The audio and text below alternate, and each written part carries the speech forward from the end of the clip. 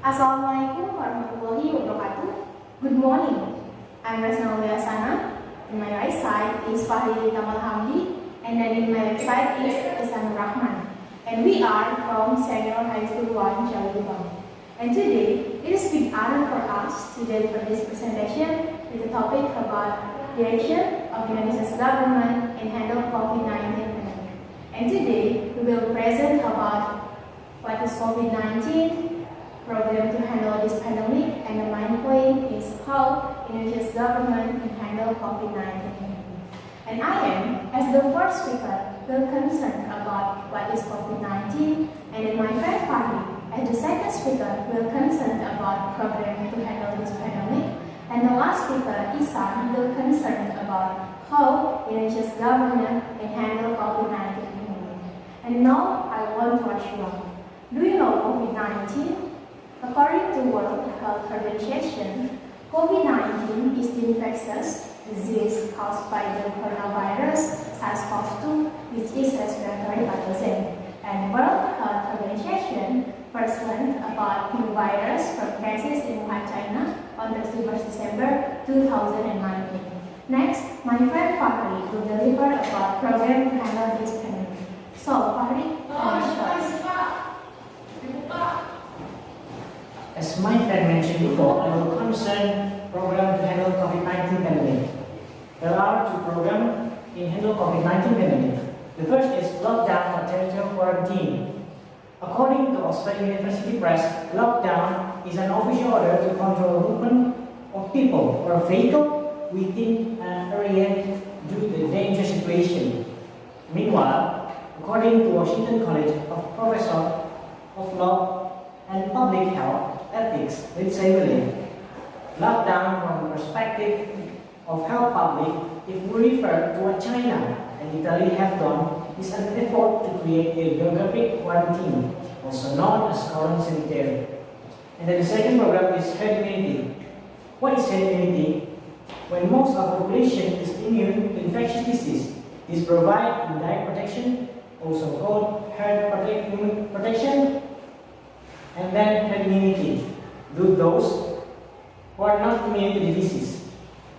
This program is unpopular because of a high risk and just a few contribute to this program. For example, if 18% of the population is immune to the virus, 4 out of every 5 people who encounter someone with the disease won't get sick, and the disease won't spread any further.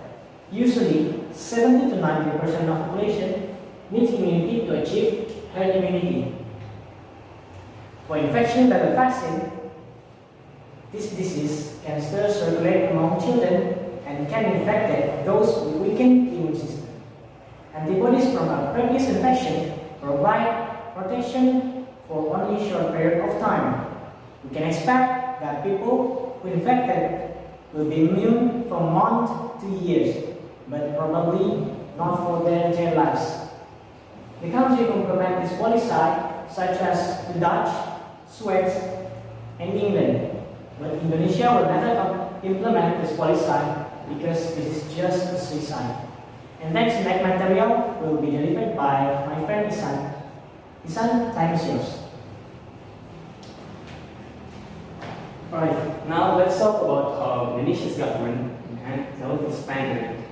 In January, the government focused to maintain economic growth in this phase of the pandemic, and then the government declared that Indonesia was ready to facing the pandemic.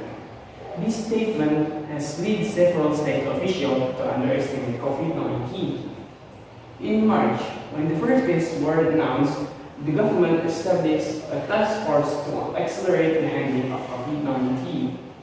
And in this month, the governor of Jakarta, Mr. Anies Baswedan, asked for a lockdown in Jakarta, but the president refused because economic reasons. In April 2020, the president officially locked down several regions to stop the spread, but it is too late. And in this month, the president declared that Indonesia was in national emergency status, which announced the president has emergency power. He can do whatever he wants, he can keep his power as long as he wants, and no one can stop him. or in other words, President Jokowi Widodo become dictator. In June, the President promoting about the new normal. New normal goal is to improve the economy and keep the people healthy by implementing the health protocol. But in fact, this new normal just make this pandemic much worse. In my personal opinion, I think Indonesia's government is lack of preparation and confused. It is evidenced by inconsistent regulation from one minister to another minister. But in other hand, the action of Indonesia's government deliberately done solely to remain the national emergency status so that the president can keep his emergency powers. For the last, I will quote some words from Mr. Yassin, Palestinian Israeli journalist. Democracy dies in darkness, and COVID-19 pandemic is the darkness. And now it's time to conclusion. In the essence, Indonesia's government is not prepared to handle COVID-19 pandemic.